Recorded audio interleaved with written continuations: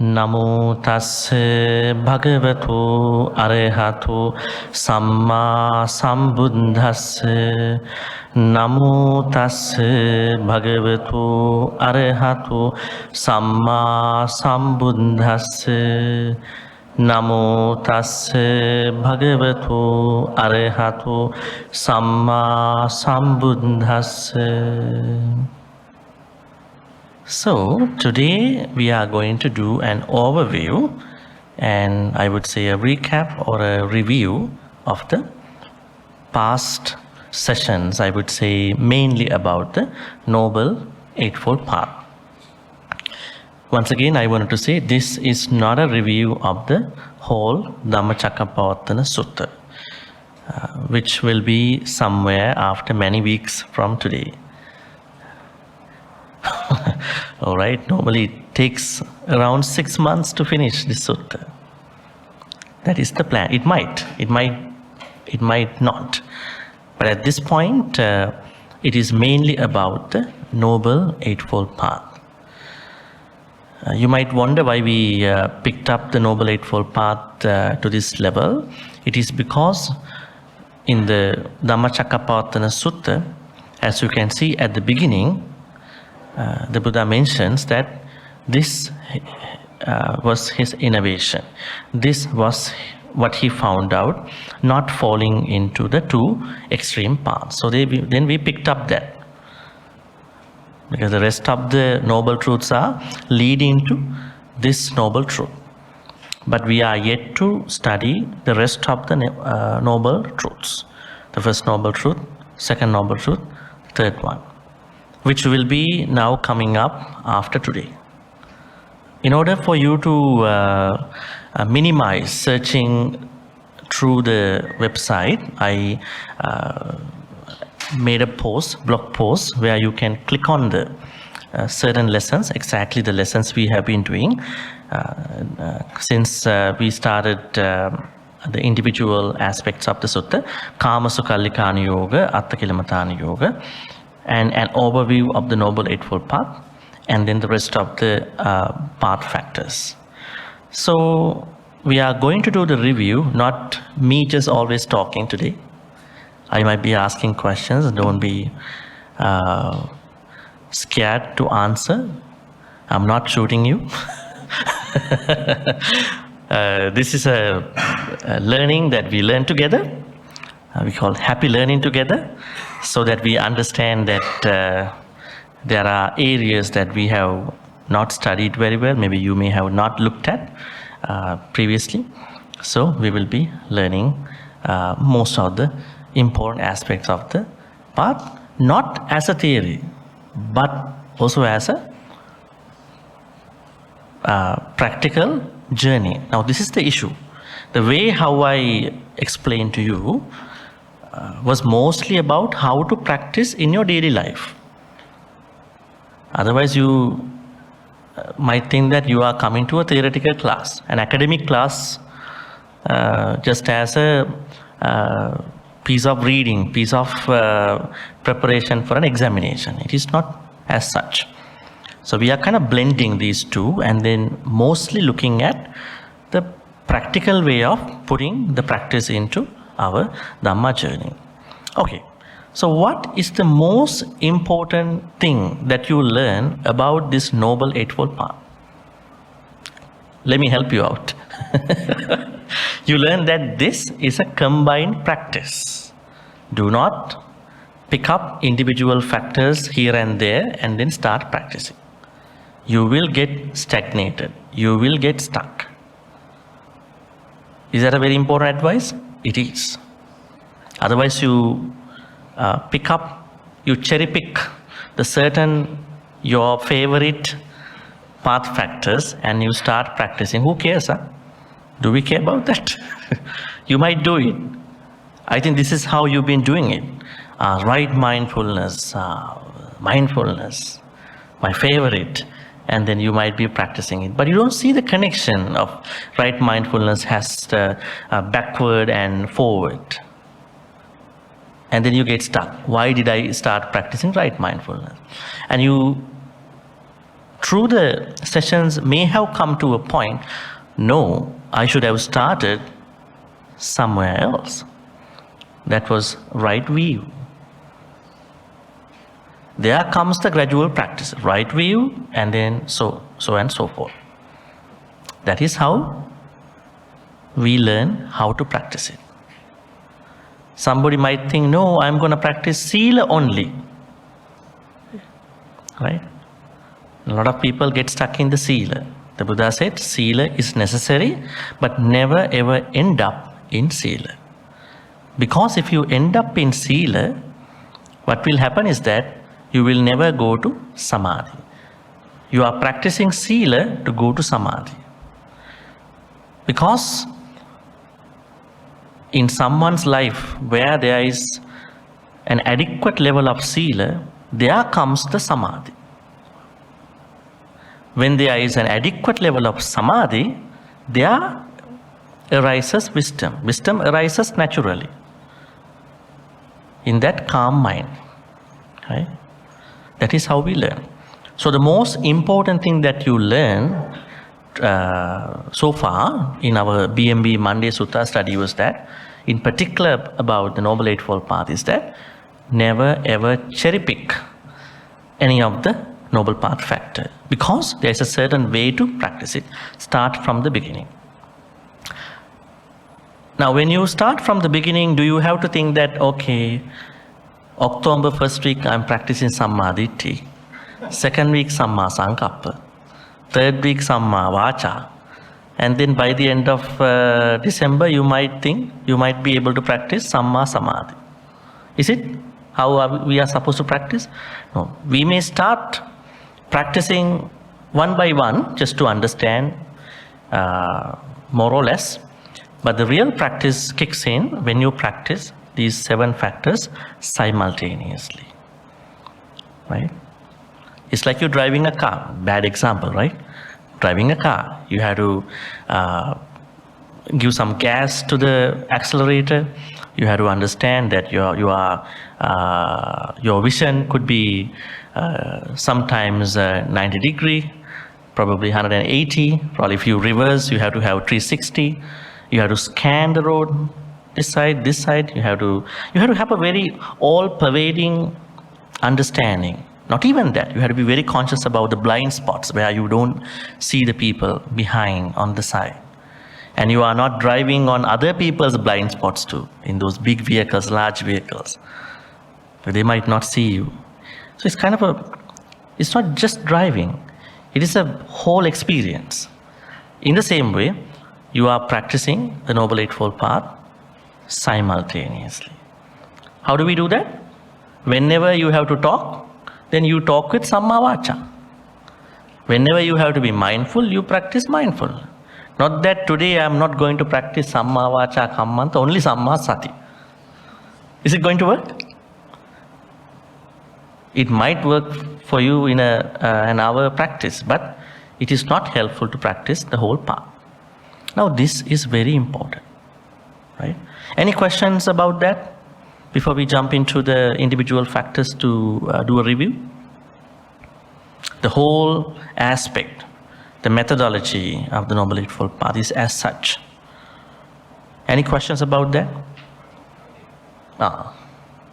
Samma Ditti Sutta is a sutta where Arahant Sariputta is talking about different ways of practicing Sammaditthi. Alright? But that Sammaditthi mostly falls into the what you call supramundane level of Sammaditthi. It is not the Sammaditthi as a layperson which you have to follow. There are 2 types of Sammaditthi, 2 types of Samma Sankappa, 2 types of Samma Vacha. Arahant's version and unenlightened person's version. So do not go to that part as the first point. That's number 1. Number 2 is you are asking about attending workshops. It is not relevant here because it is a material thing. If anybody wants to go and develop their skills, it is their thing. And when we are living in a society, we have to understand the conditions Now the conditions that we are facing are not the conditions that the people in the 5th BCE went through. So they have different ways of improving skills, understanding things. So it is up to them. So we cannot bring such a, such an attempt to understand Sammaditthi.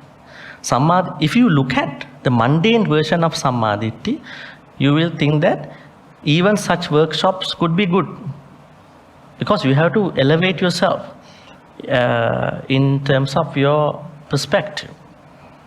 So that is how, we don't know the context of those workshops. But anyways, I was asking you if you have any questions about the, the mainstream perspective of the Noble Eightfold Path. So when we discuss about that, we were mostly looking at that these 8 are a set of path factors. So Sammaditthi Sutta is a sutta that you have to read after understanding the mundane version of the Noble Eightfold Path, which I been explaining to you. I haven't explained to you the extra mundane version, which you should not look at it now. Because when you attain Nibbana, your Eightfold Path become the 10-fold Noble Path. And it is natural. You are not practicing it by force. Maybe, by default. You are practicing it by default. Now you have no choice. In this way, as an unenlightened person, we have to practice these 8 as a set. So is there a sutta for layperson? Yeah, this is what I've been teaching. Maha Chattarisaka Sutta. Yes, and the notes will be really helpful if you look at them. These notes, if you look at them, you will find out the mundane version, how to practice these 8. All right, so let's get into our previous lessons. Kama Sukallikana Yoga. Let me ask you a couple of things about it.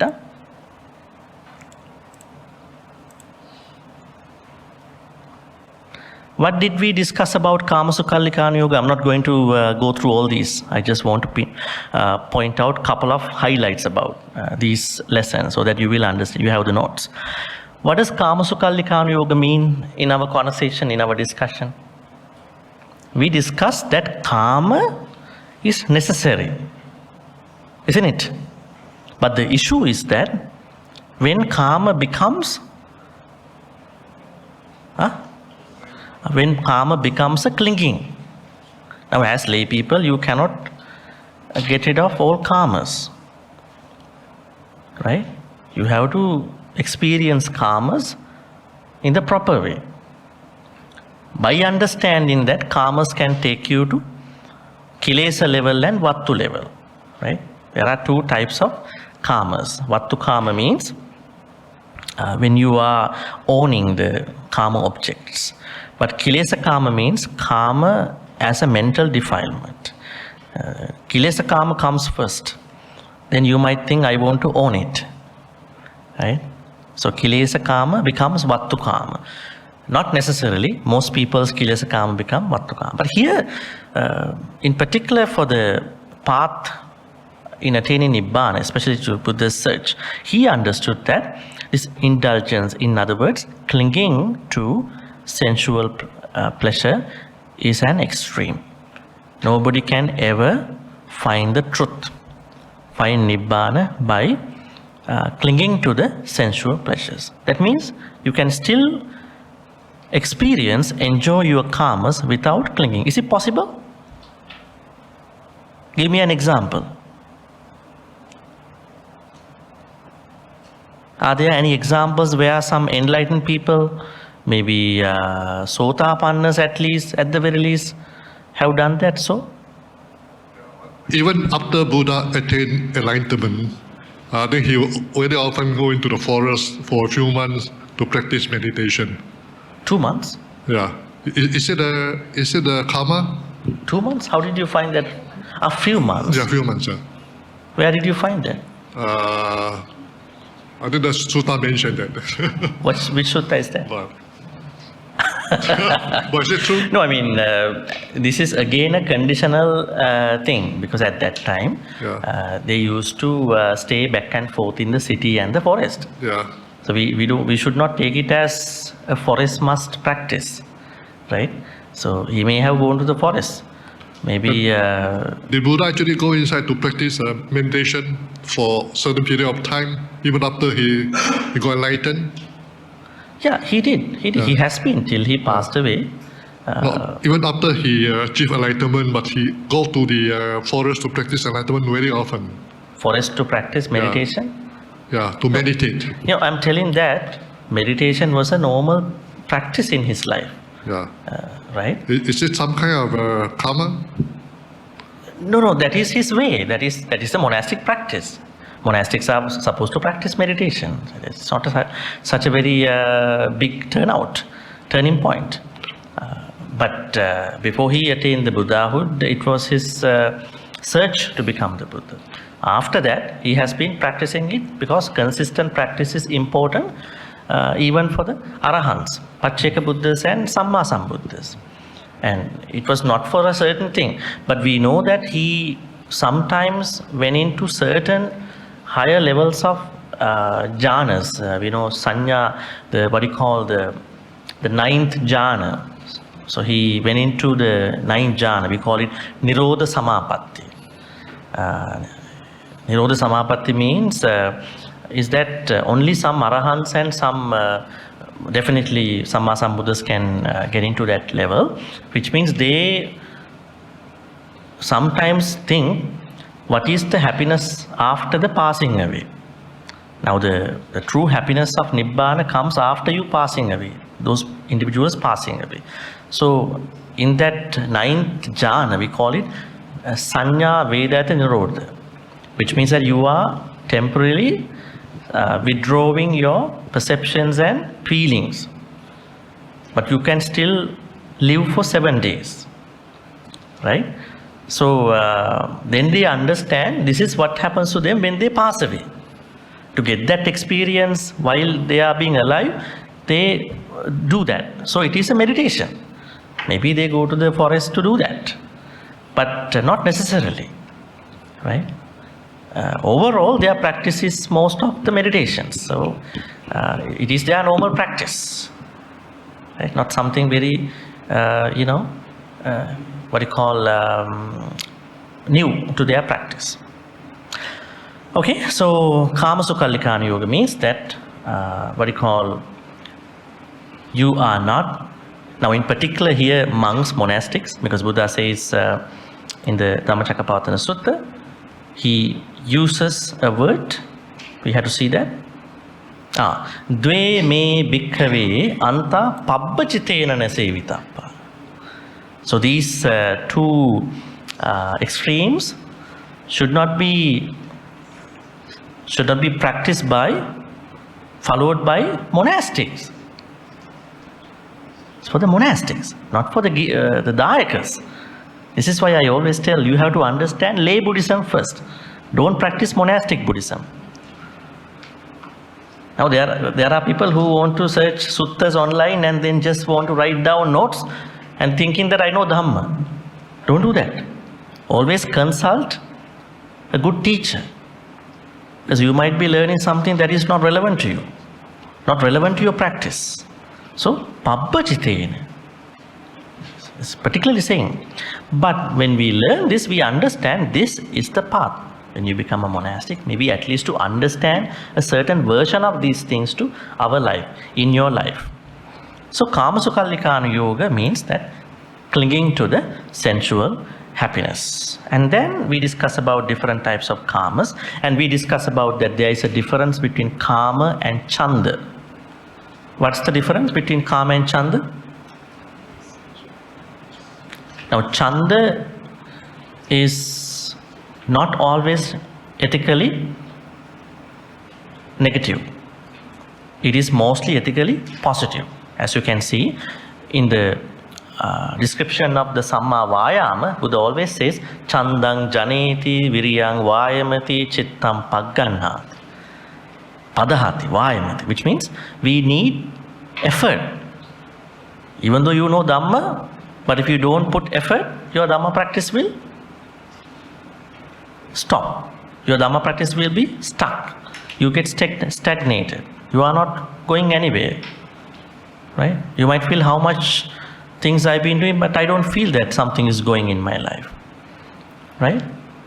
So, there is a difference between Chanda and Kama. And then we discuss about the scope of Kama. Kama is a very bigger field, which includes all our realms, Kamavachara, Rupavachara, Arupavachara. And we also discuss about Kama as a part of Buddha's way of, Buddha's orderly speech. When somebody comes to see him, to listen to a Dhamma talk, he first talks about Dana. He then talks about Sila, depending upon the person, situation. Then about Sagga. Then about Kamanang Adinama, dangers of the Kama. Although Kama can be dangerous, but he does not talk about it in the first place. Then he talks about renunciation. And only after that, if situation deems necessary, he talks about the Four Noble Truths. If Buddha used this way, that means this is an orderly way of teaching Dhamma. If somebody is going to teach Noble Eightfold Path, Four Noble Truths in the first place, it is not going to work. But it is not how the Buddha asks us to practice. So in this way, we discuss about Kama in different aspects across the canon. And we also discuss about Kama as a penetrative teaching. We have to understand Kama as a penetrative teaching, which means Kama should be known, the cause of the Kama, the diversity of Kama, the result of Kama, the cessation of Kama. We discuss all that. Finally, we discuss something very interesting here. Now, for most people, Kama means objects. I like this person, I like this object, this is my favorite food. Huh? Is it how it works? You think that my favorite stuff are my Kamas. But the Buddha says, not your favorite objects become Kama in the real sense. It is not the objects, but the Sankappa Raga. As you can see here, Sankappa Raga, which means your conceptual desire. So you create Sankappa mean here, I would say, as you can see here, you are trying to conceptualize. You have your conceptualized ways of looking at people, things. That is why Kama has a diversity. The person that somebody likes is not the person the other person likes. Right? Even the food, even every other thing. So, when you want to really address your Kamas, you address your conceptualization. Not those objects. Don't blame those objects. Don't blame those people. Right? So, that is a higher way of looking at Kama. Not just picking up, this is my favorite, this is my likeness, or these are my, cup of tea. Right? So and so forth. Alright, that's enough for the Kama, right? And then we discuss Kama in different other ways, so you can read. Basically, Kama Sukhalikana Yoga means clinging to sensual desires. That means as lay people, you can still enjoy, but without clinging. I was asking an example. I think we could not get it out. You asked something else. Give me an example where an enlightened person, at least at the level of Sotapanna, could enjoy Kamas, continue to stay becoming a layperson. Do we have examples like that in the canon? We have. One very famous example is Vishaka. Who is Vishaka? Vishaka was the chief Daika, female devotee to the Buddha. What was her story? It is said that she became a Sotapanna when she was 7 years old. Now there are people asking you to leave the house to become a Sotapanna. Isn't it? In many speeches, in many places, they are asking you to quit the house, leave your relationships. But this person became a Sotapanna at the age of 7. Not even that. And then after some time, she got married. How come a Sotapanna person got married to a man in this case? How did her absence of Sakkaya Ditthi work in her mindset to become married to somebody? And then after that, she gave birth to many children, and then it is said that she got many grandchildren. Wonderful story. What's going on there? Because you are being asked to live your lay life. You are being asked to isolate from other people in your lay life, in many people's talks. Then what's going on? What are these contradictory stories? You don't have to leave the house to become a Sotapanna. This is what you want, right? You initially want to become a Sotapanna. That's it. You are not going to become an Arahant in the first place. Unless you are going for a crash course. 2 weeks crash course. The teacher is saying that I'm going to bring you to Nibbana. And then teacher is getting crashed, you getting crashed, the whole course is getting crashed. Right? Call it rapid enlightenment.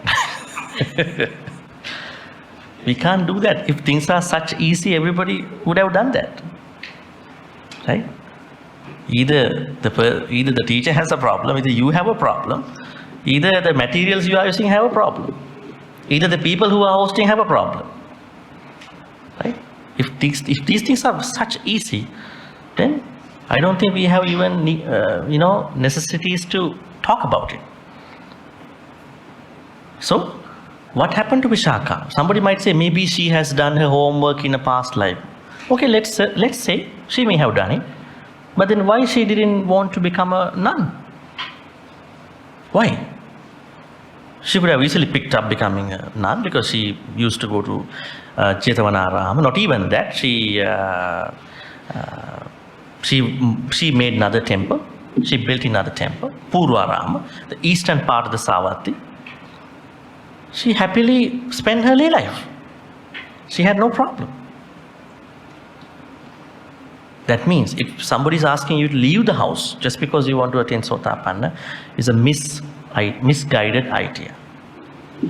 Learn from the stories. Before reading suttas, learn the Buddha's life. Learn the life of those enlightened folks. Learn the life of those noble characters. Right? They should be our role models. Right? So, it is possible. And there are other examples too. Isidatta, who became, I think, Sakadagami, they spend a very good lay life. Right? So, as a lay person, you can attain Sotapanna. Now my question, how did she get married to her husband after becoming a Sotapanna? So what might have happened to her Sakkaya Ditthi? What is Sakkaya Ditthi? Sakkaya Ditthi means? What is Sakkaya Ditthi? No, tell me in the way that we discuss, not in the bad translations. How did we explain Sakkaya Ditthi? Sakkaya Ditthi means? Identity view, personality view, ego. All these are translations. But what is the Buddhist way of understanding Sakkaya Ditthi?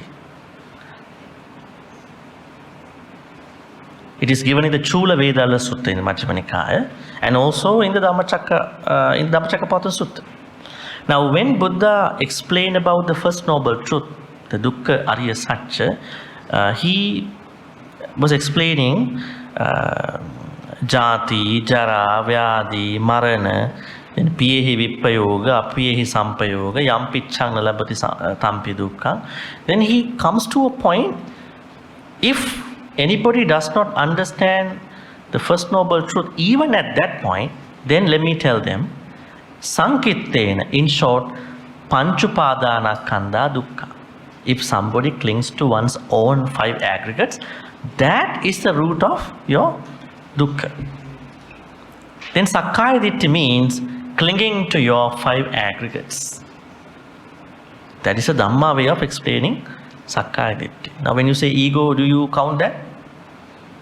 Ego is a word made by Sigmund Freud's explanations. We never get that.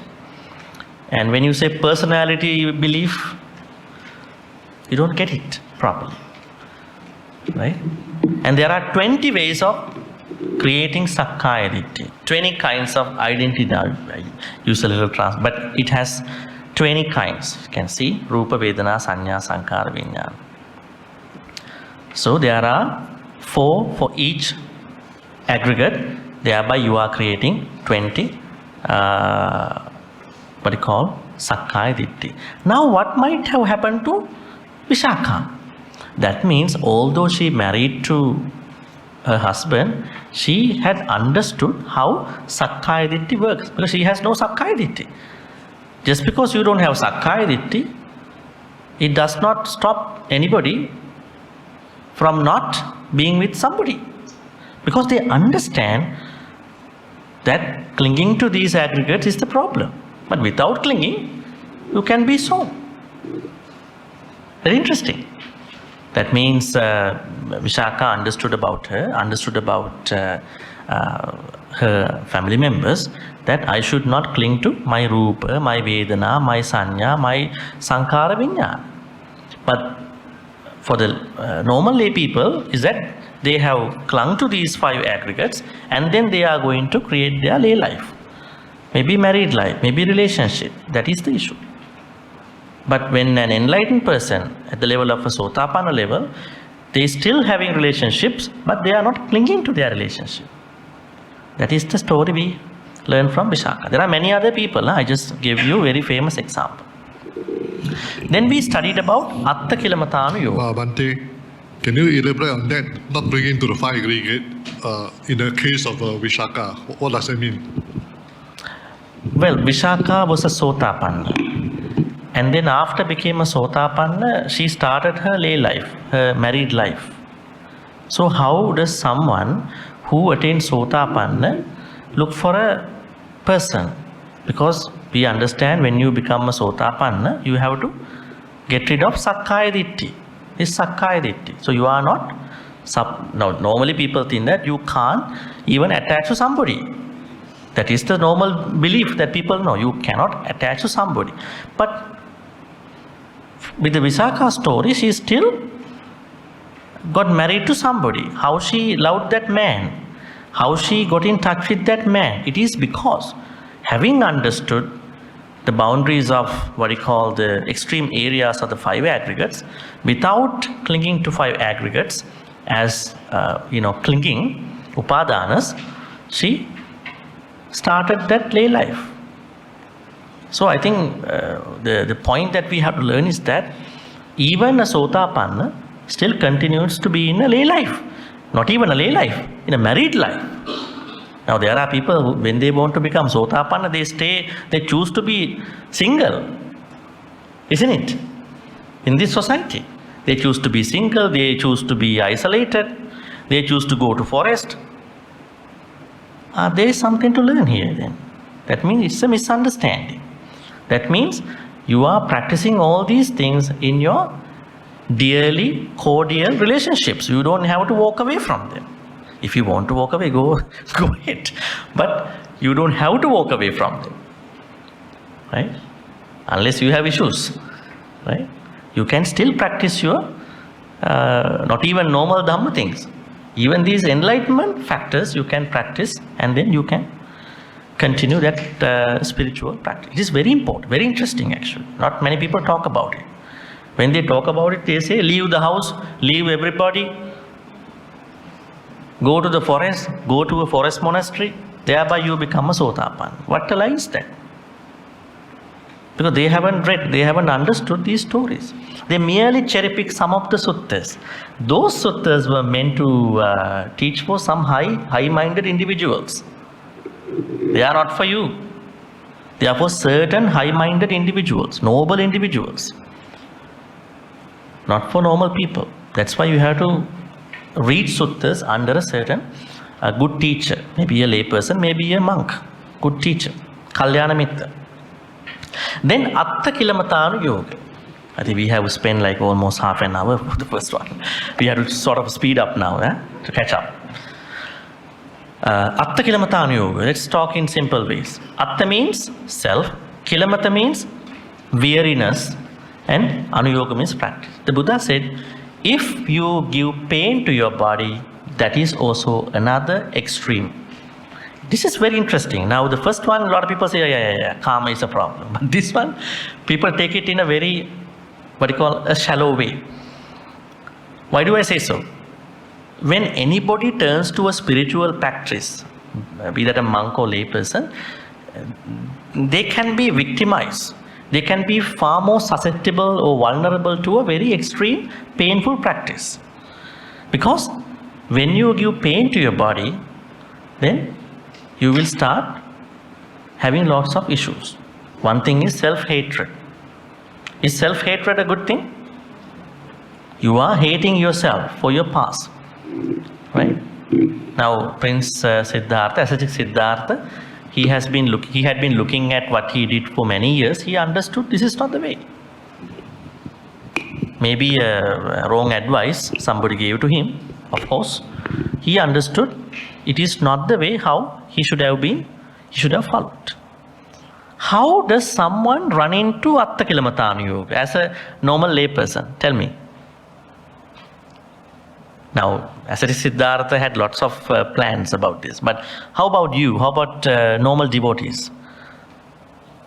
What could be the ways that a normal lady person, devotee, slip into Atta Kilamatanu Yoga in their own version? Tell me that particular virtue in your practice. Sila. Sila is the tricky point to many. When you practice Sila, now Sila becomes Sikkha. Sila is the higher version. When you practice Sila, you practice Sikkha, training rules. Right?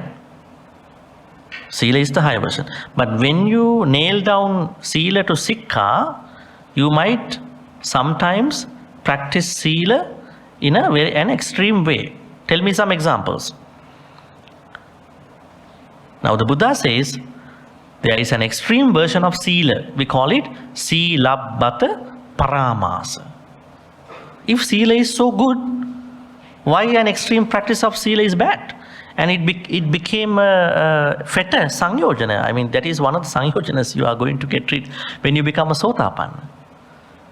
It is a Sangyojana, and you should never practice Sila extremely.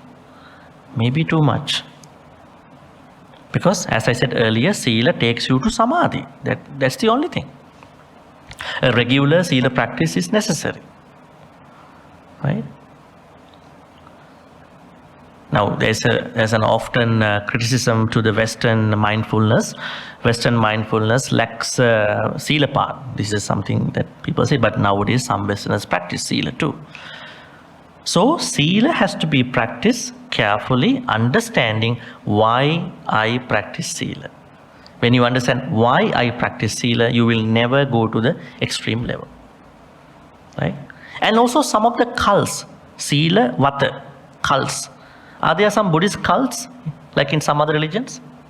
That's an interesting point. Cults, C-U-L-T. Have you ever witnessed any Buddhist cults in Buddhist countries? There are. Tell me one example, a non-harming one, huh? Don't mention the names. Huh?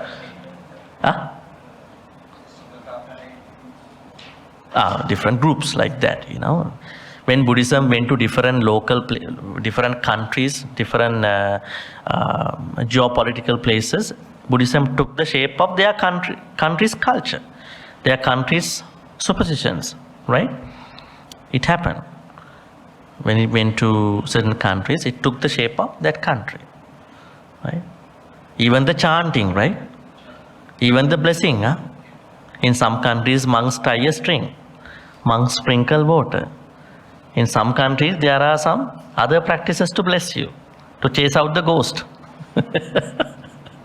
Huh? Yes, so there are different ways that they practice. So we have to understand them separately. Huh? Yes. So, Sila is the tricky point. never ever practice Sila extremely. Right? Because the Buddha's way is that Sila has to be practiced in the proper way. In the proper way means that you understand why you practice Sila. I always tell that a 3-month-old infant story. Right? I think you remember that. What is it? A 3-month-old infant never kills, never steals, never misbehaves. He or she does not know what it is. Never lies, never clouds his or her mind by purposely taking things. Does that make him a Sila person? No. Sila does not mean the mere avoidance of the opposite side of the practices. You are not killing by understanding that killing is an issue to me and to other people.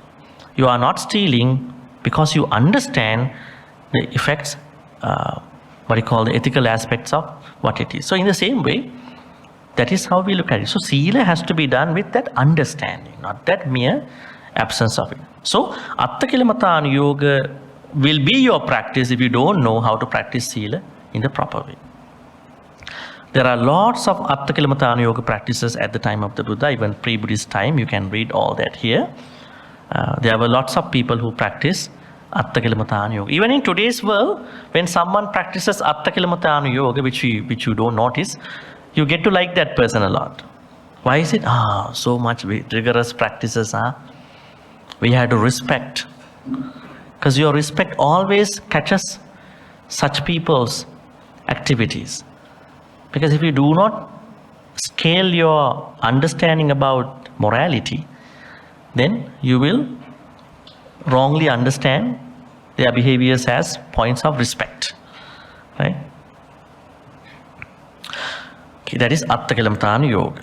Then we came to the Noble Eightfold Path. Here, this overview of the Noble Eightfold Path, which we discuss here something very interesting. We discuss about the Satipatthana Sutta's description that Ekayano Maggo, direct path, and the many description about the Noble Eightfold Path saying that Noble Eightfold Path is the greatest, the direct, and the most important path, which means we understood that the Satipatthana practice is only a part of the Noble Eightfold Path, and it does not outsmart the Noble Eightfold Path practice. We discussed that. So, but Satipatthana Sutta mentions Ekayano Bhikkave Sattanang Visuddhya, right? So and so forth. We have to understand that as a part of Satipattana's analysis, but not this whole path. The whole path is the Noble Eightfold Path. Then we went down to individual path factors. Samma Ditti. What did we learn about Samma Ditti? What is Samma Ditti?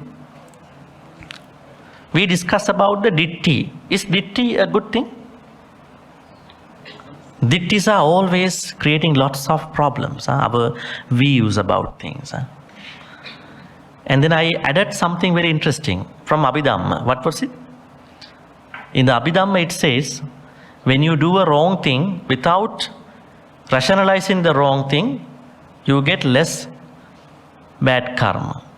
Let's say somebody is drinking alcohol. But by rationalizing, it's okay to drink. I don't care. Rationalizing what the bad thing. Let's say somebody is going to attack someone. It's okay to attack. They should be attacked. So you are rationalizing that bad activity. That create very bad karmas actually. But there may be moments where someone just maybe mistakenly execute that bad act. Compared to that rationalization, it has less weight. I mean, if things have happened in your past, I just let you know how things work. We call it Ditthigata Sampayutta and Ditthigata Vippayutta. Are these words familiar to you in the Abhidhamma? Abhidhamma has some thoughts, 89 thoughts. They talk about Ditthigata Sampayutta, Ditthigata Vippayutta. That means there are people who do bad things with rationalizations, miccāditthi. And there are people who do bad things without miccāditthi. There they say without the view actually. So we have to understand that ditthi is a problem, right? And we learn that where you going to cleanse your ditthi to the best of you. Where is that point? When you become a sotapanna, you are purifying your ditthi to the best of you. That means the first level of your spiritual attainment. And we learn from many suttas. See, this is the last stanza of the Metta Sutta. Dittincha anupagamma silava dassanena sampannu kame suvineyya gedang nahi jatu gabba seyang punariti. Dittincha anupagamma. Do not get into ditthis. Ditthis are not good for us. So then, but try to get the right view. Right? That is how you're going to navigate the Dhamma path. And then we also learn about the Ratana Sutta, right? In Ratana Sutta, there are many places where we learn about the problem with the ditthi. See, saha vassa dassana sampadaya. So, when you have samma ditthi, you have what you call come to the healthiest view. Actually, it is also a view. So, there we learn about different views, especially miccāditthi, sakkāyaditthi, and we understood sammaditthi is the starting point. Now he's asking, can we take avijja similar to miccāditthi? No. Avijja and moha, they are same versions, but we understand avijja is the sansaric ignorance. But moha is the mundane version of the avijja. Now we don't say that we have avijja. We say lobha dosa moha. Moha is the mundane version of avijja. Avijja is the sansaric version of the ignorance. Right? That is why we say avijja nivaranānaṁ sattānaṁ tanha saññojanānaṁ. Right? So avijja is the sansaric version. So if that is the case, now you are practicing sammaditthi in one life, we could say it is miccāditthi. It arises from avijja, yes, but you cannot make it equal to avijja. I would say it is a part of moha, where you are stuck into your wrong view. Any other questions about sammaditthi or miccāditthi? Bhante, I was studying the Dhammacakkapavattana Sutta. So, towards the end of the verses, it's mentioned about pains. Tains, Yeah. asavas. Pains of sensual desire, pains of pain, pains of ignorance. Kāmasava, bhavāsava, ditthāsava, avijjāsava.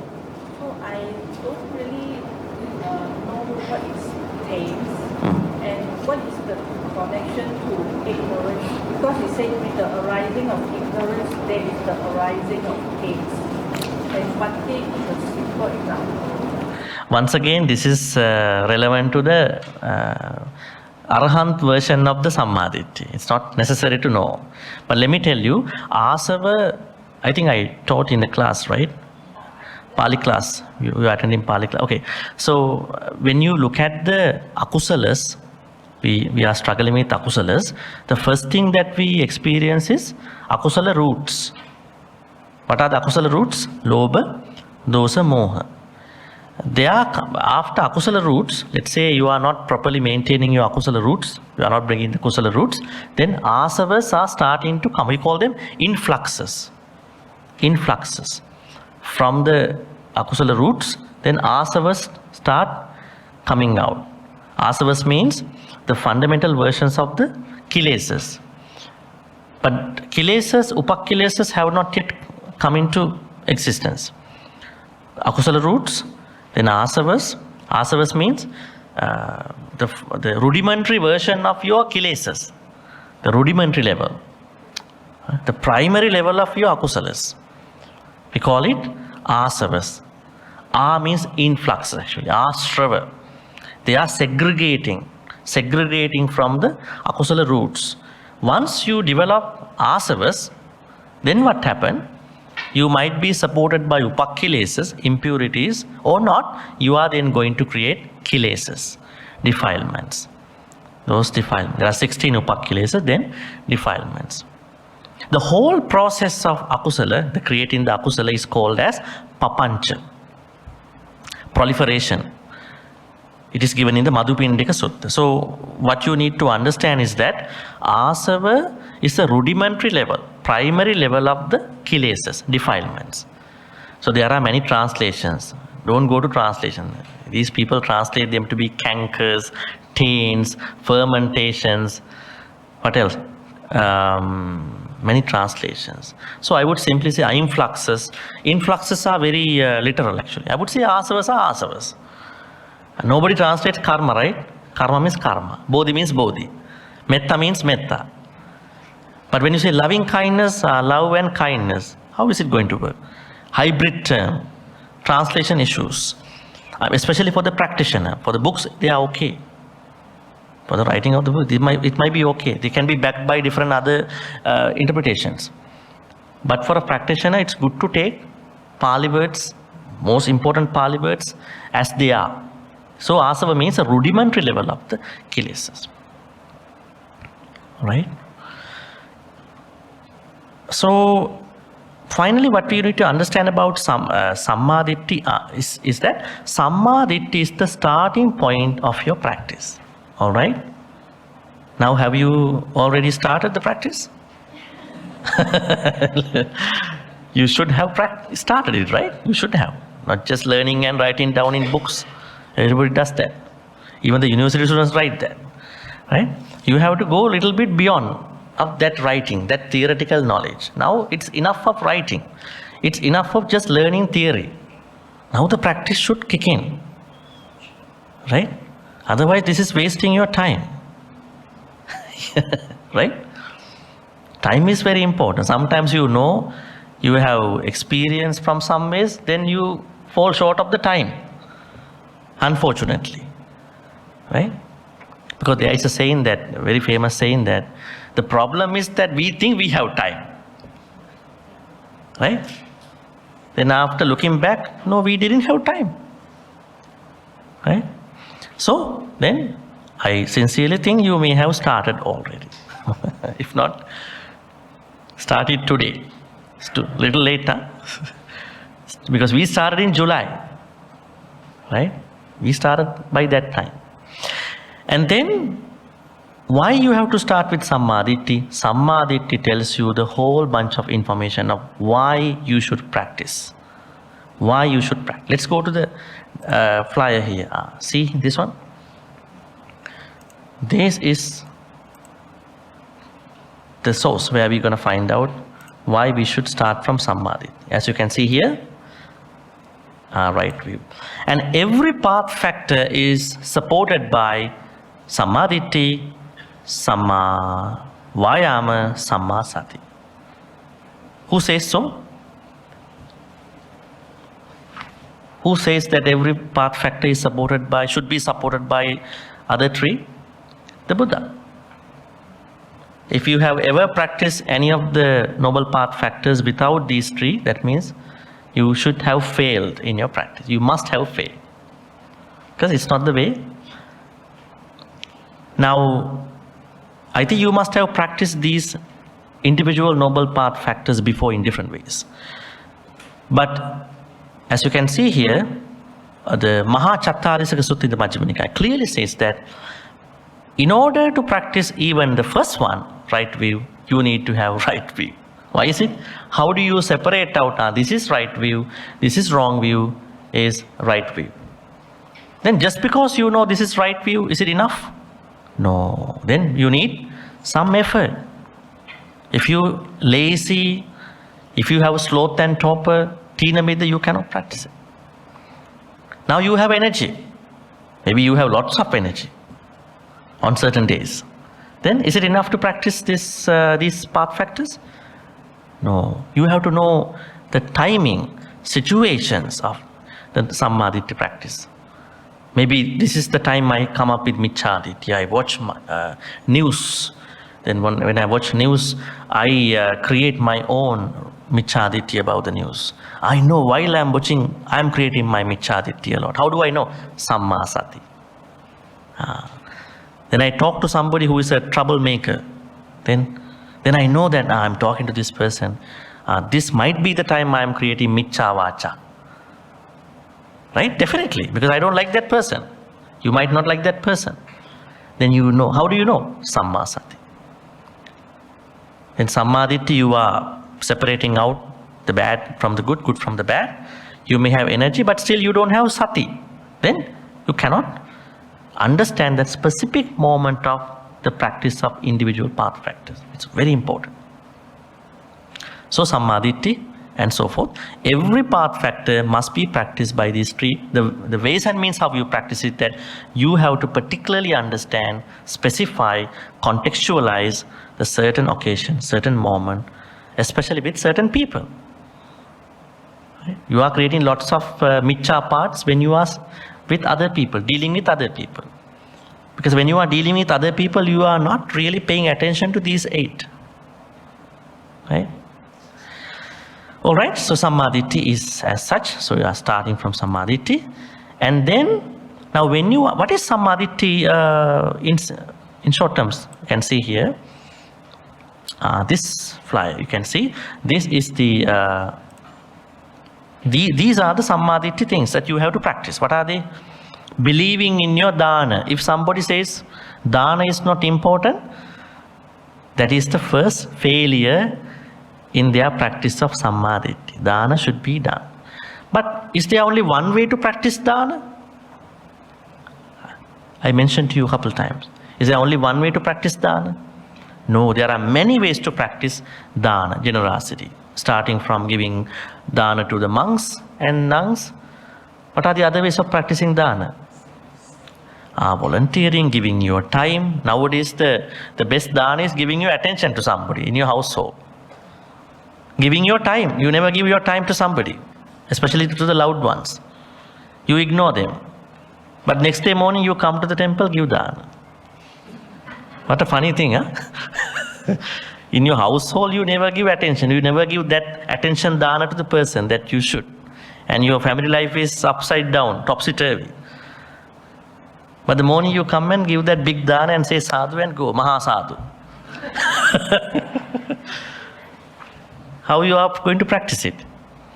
That's why this dana is not only offering but also developing our mind to make it generous. This generosity has to be earned in many ways. Attention, giving our time, giving our knowledge, giving a helping hand, volunteerism, many ways to be generous. Try to practice all those generous activities. That is how you're going to start your Sammaditthi. Not even that. Not even dana. Believing in karma. Most importantly, mother is a special person. Why is it? We know our mother well. You know your mother well. You may have some arguments, whatever happens, but you have only one mother. Right? You may have issues with your siblings. You may not. But taking care of your mother makes you such a very Sammaditthi person. It is not just an gratitude practice. It is a practice of Samma. Even the father. Now mother takes care of 6 children. One person takes care of 6 children. But 6 children cannot take care of one person. Right? In today's world. Money issues, time issues, in-law issues. So they are part of the Michchaditthi practice. They have not been able to practice Sammaditthi. I always say, if somebody cannot take care of their parents, they are not able to practice Sammaditthi. Start from there. And there are other things. So these are 10 things that you must practice in order to practice Sammaditthi. That is Sammaditthi. Then Samma Sankappa. Let me go a little bit in simple ways. Samma Sankappa means there are 3 Sankappas.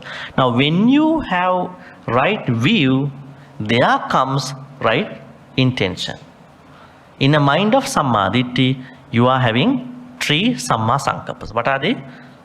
Avyapada Sankappa, Avihimsa Sankappa, Nekkamma Sankappa. Initially, Nekkamma Sankappa. Intentions, thoughts of renunciation. In a world where everybody wants to look for sensual gratification, there is somebody who is trying to reduce sensual gratification that have come up unnecessarily. That person is having lots of happiness. Like a pond, like a lake in a mountain where there are no rivers coming in and out. You may have seen such lakes in some mountains. Then you might see, how does the lake get water in a mountain? The water is very turquoise, crystal clear water. It is because there is water bubbling out of the earth. It's a fountain. Now that is where you are looking for the true happiness, serenity. It's not an isolation from the society, but you are understanding this outflow and inflow of the rivers, sensual gratifications, unnecessary sensual gratification, not the needy ones actually. So, Samma Sankappa means renunciation thoughts. You understand, I want to reduce my unnecessary karmas. Do you have some unnecessary karmas? If you are not satisfied with the food, some individuals, some other stuff, you need to find some happiness in those pursuits. Then you are coming up with Nekkamma Sankappa. This is one of the Samma Sankappa. Then Avyapada Sankappa, thoughts of not killing other people, not destroying other people. Right? And thoughts of not harassing other people. Avihimsa Sankappa. You are not going to be a bullying person. Do we have bullies in our societies? Emotional bullies, mental bullies, there are physical bullies, many bullies are there. You are not becoming a bully because you know that even the thought of trying to bullying other people is a breach of Samma Sankappa. Then you are practicing Miccha Sankappa. Right? We should never do that because such noble thoughts, intentions come to you only when you have Sammaditthi. Now, when you have Sammaditthi, there arises Samma Sankappa. When you have Samma Sankappa, there arises words. Are they words? Words come out now. How do words come out? Because speech start from vitakka and vichara, thoughts. You might not see that. You might see that yes, there should have a language. No, we are not always using the language to speak. We have this internal mental chatter. This mental chatter has no language. There are a bunch of thoughts getting processed all the time. Right?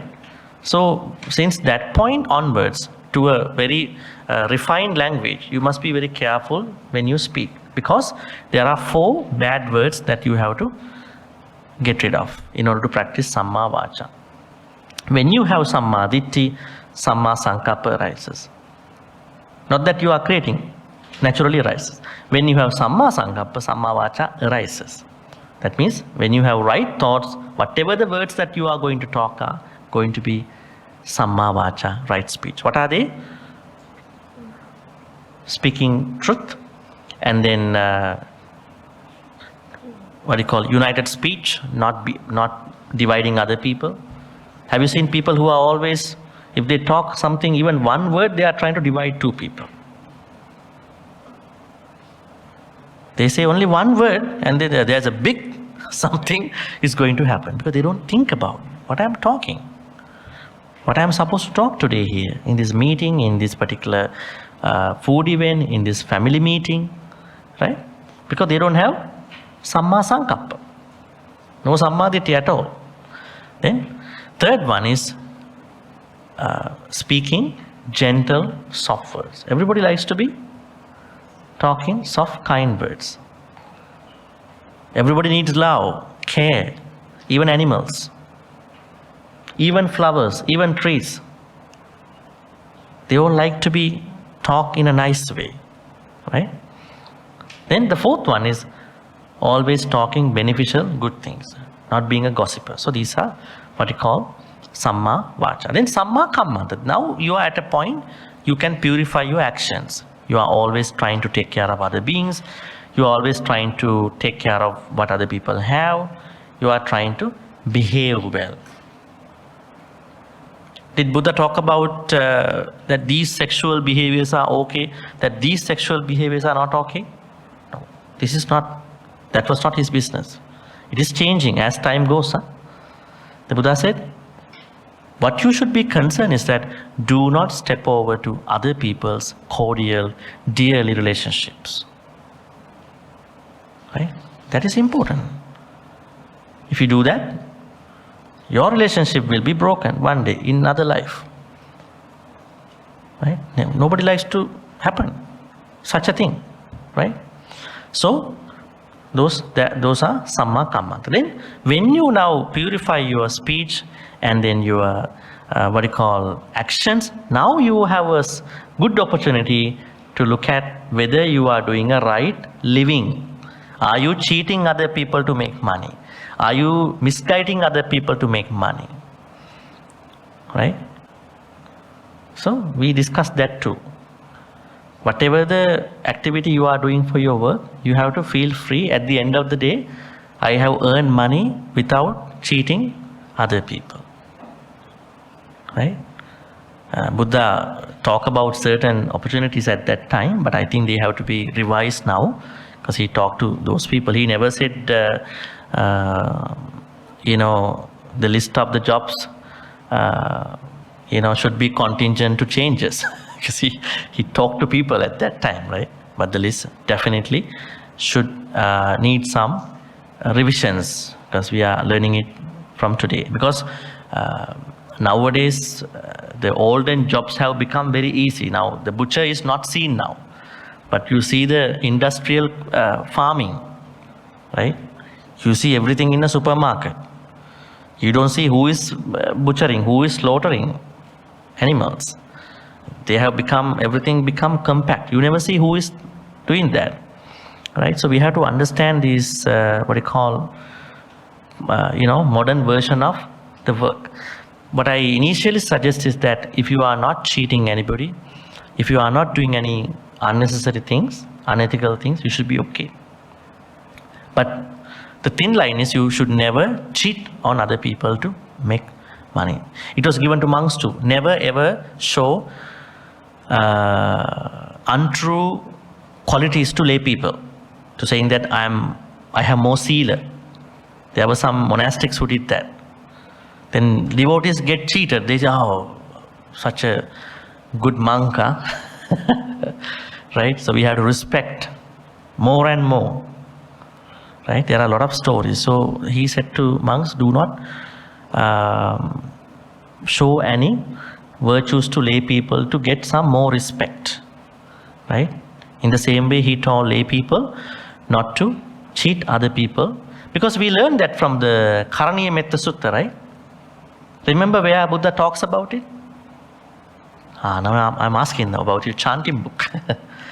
Naparo paranni kumbeta nati manneta katta chinang kanchi. What does it mean? Naparo paranni kumbeta. Nobody should deceive. Nobody. Why is it? It is a problem. Right? So see, even in the chanting, even in the suttas that you always chanting, the Buddha talks about it.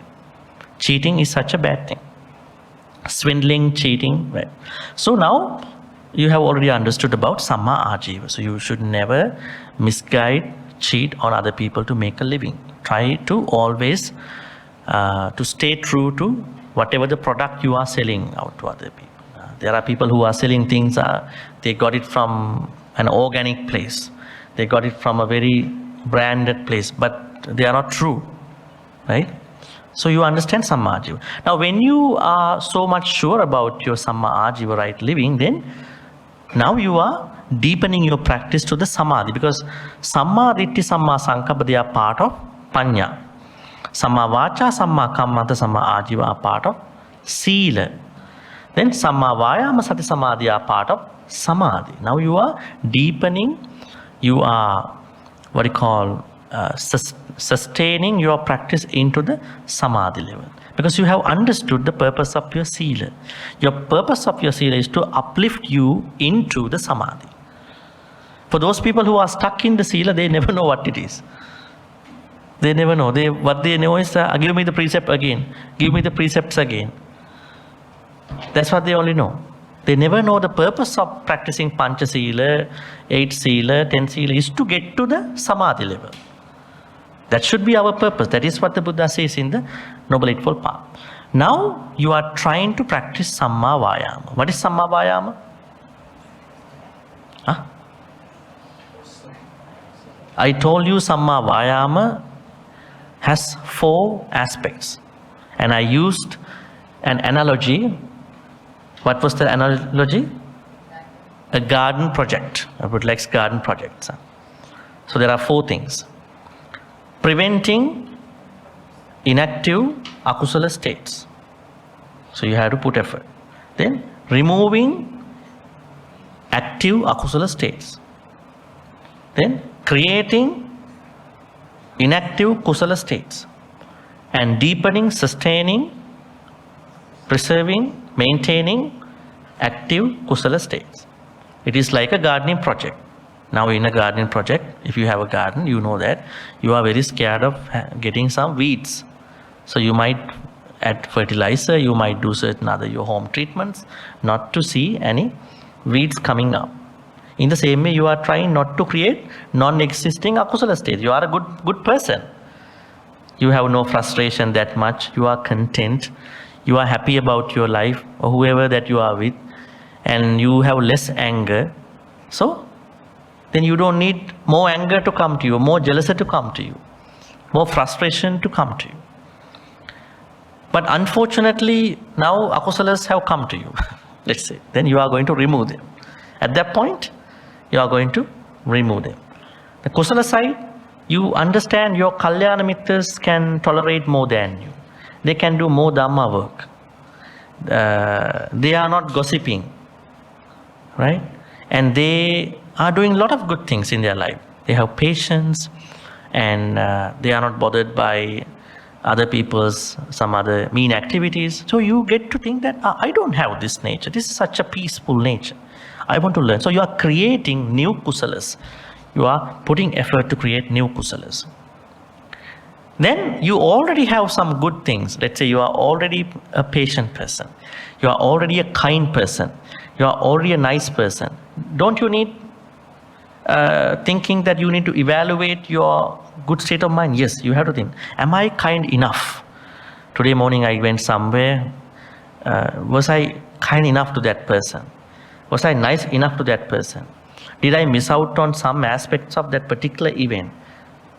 So you are evaluating your good states of mind too. That is also necessary to develop your Samma Vayama. Samma Vayama has 4 aspects. You have to do it all day long, all night long.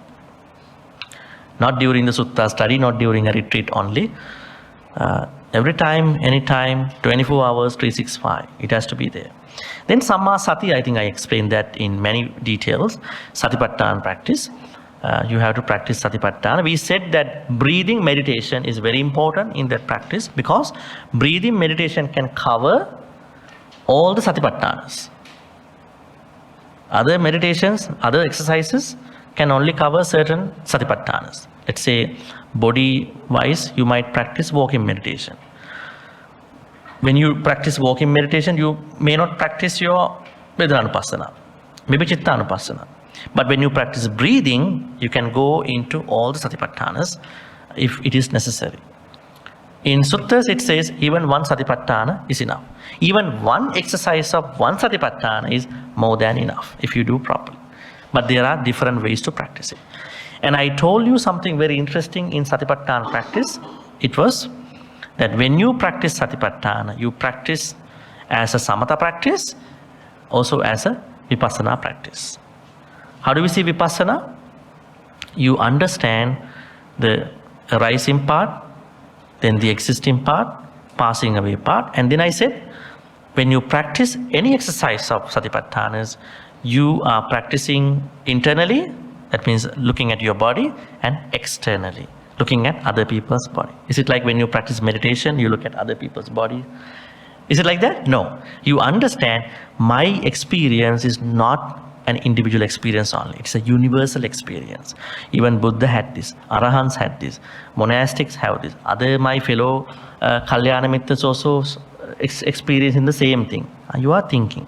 Then what will happen to you? Your Sakkaya Ditthi will go down. Sometimes your Sakkaya, you always think your Sakkaya Ditthi is rooted in the Akusalas. But there are some Sakkaya Ditthi types that are coming up just because you are practicing mostly being self-centered. Today I practice lots of meditation. You are creating some Sakkaya Ditthi in a good way. No, not good. In a good way, you know. At the end of the day, I'm better than other devotees. Better than perhaps a monk. Right? Sakkaya Ditthi can arise in a good way also. Because it's like that somebody steals $1 and somebody steals $1 million. Same thing in Buddhism. It is not how much you steal. It is the stealing mind. Same thing. Right? So depending on what that person steals, amount of the deed, he will suffer, she will suffer. But mentally you are proliferating your mind because of that stealing mind. The same way, you should never create akusalas even by doing good things. So Sammasati has to be looked at in that way. Finally, we studied Samma Samadhi. And Samma Samadhi session was little a deep session because that is what we are going to attain at the end. Now, a lot of people asking, what is happening after Samma Samadhi? Don't worry. When you practice Samma Samadhi, wisdom naturally arises. It swells out of your path. It naturally arises. Right? This is what happens when you practice Samma Samadhi. We said Samadhi is a problematic thing. So we had to practice Samma Samadhi. Samadhi is a Hindu practice, yoga practice. Samadhi means there are people even nowadays, they are trying to look for the bliss of the mind. But the bliss of the mind is temporary. So the Buddha said, why you are practicing Samma Samadhi? It is because you are practicing Samma Samadhi as as an ancillary practice, as a subsequent practice to the previous 7. So the Hindu people practice directly just Samadhi. They are cherry picking Samadhi. So you have to practice Samadhi as a consequence of, as a supportive factor of the individual practice of the Noble Eightfold Path. Then only you understand my Samadhi practice is not leading to only a bliss of the mind. It is leading to the Nibbana. And I use it for Samatha and Vipassana as a blend. Yes, brother, your question? Isn't Samma Samadhi the result of Sammasati rather than the practice itself?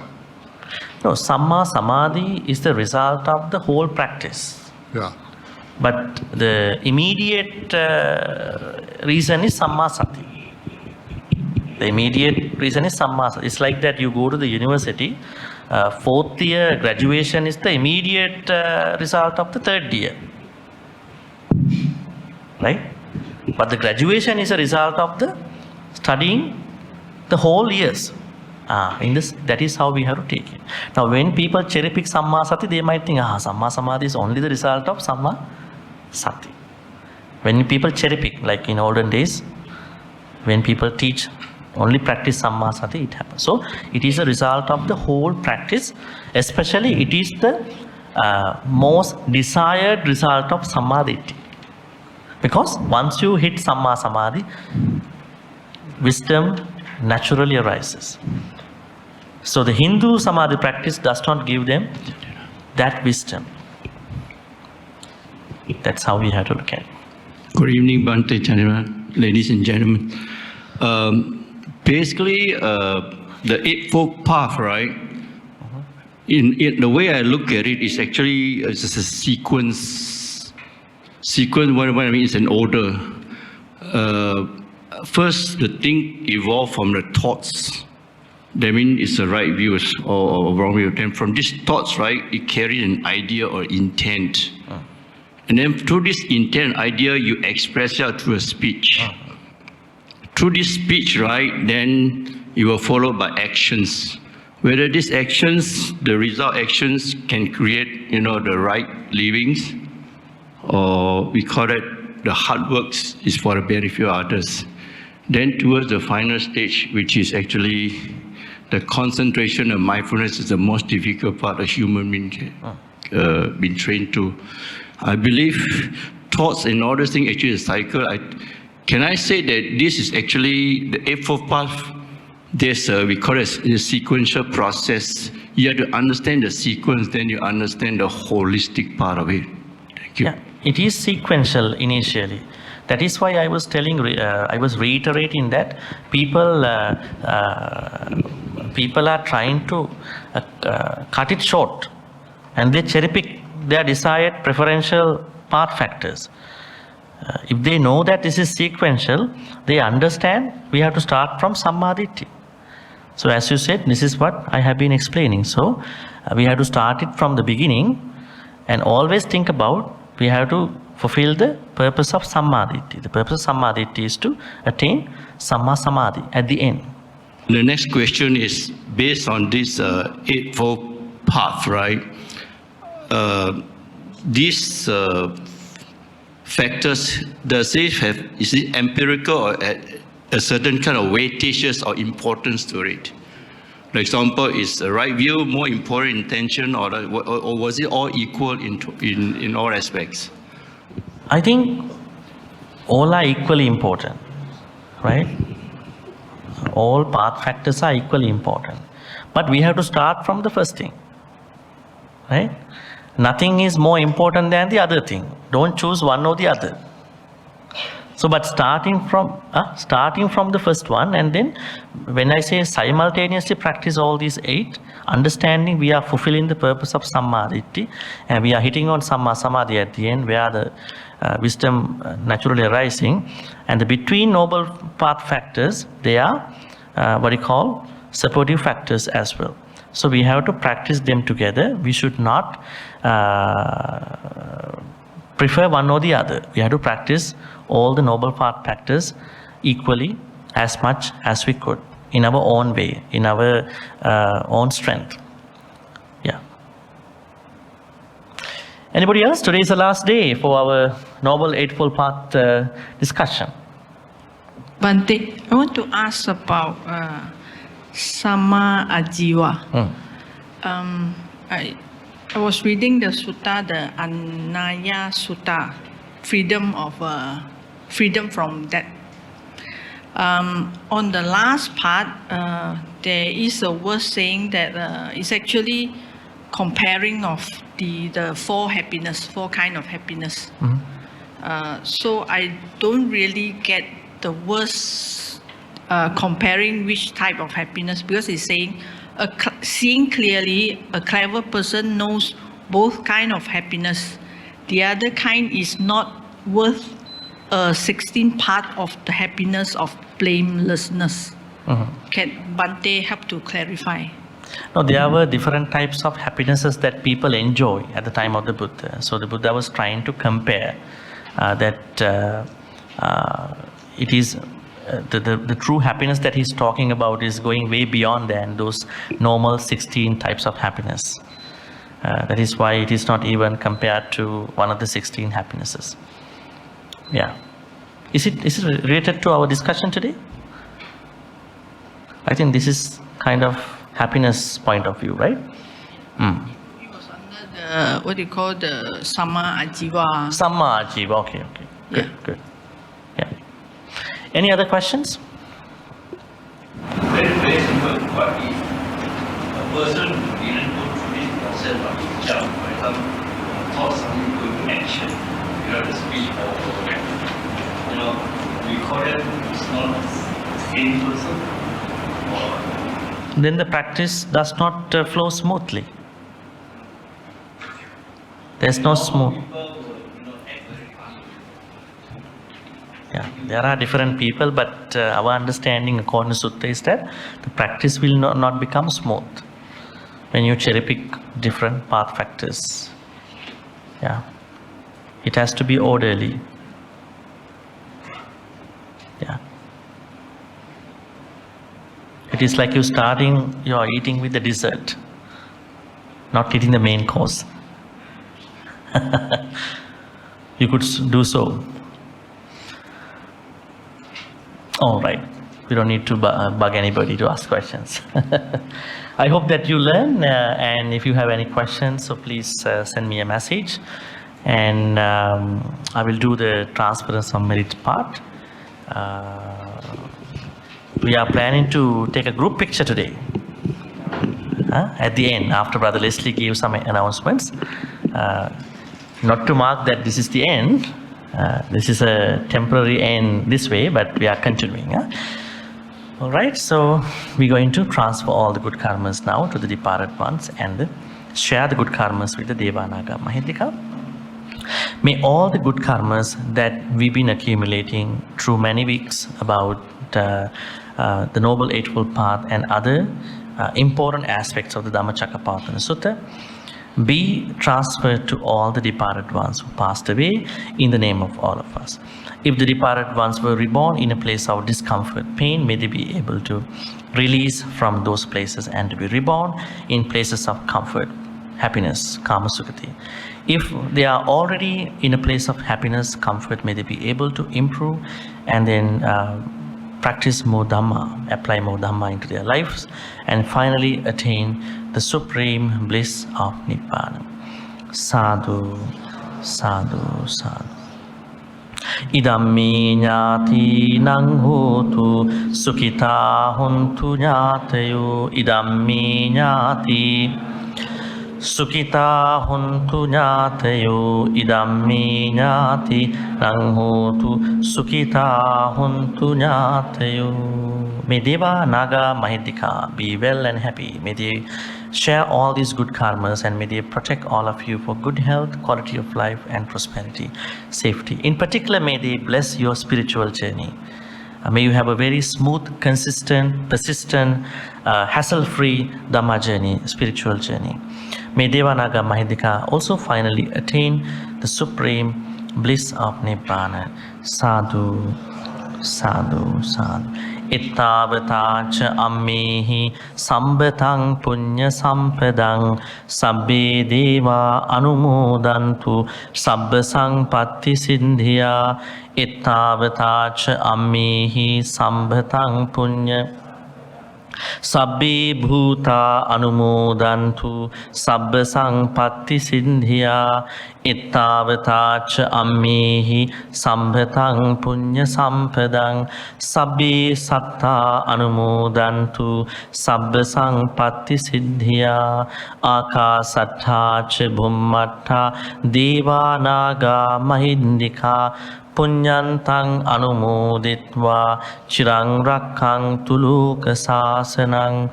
Akasatthacha bhummattha deva naga punyantang anumoditva chirang rakkhantu desanang.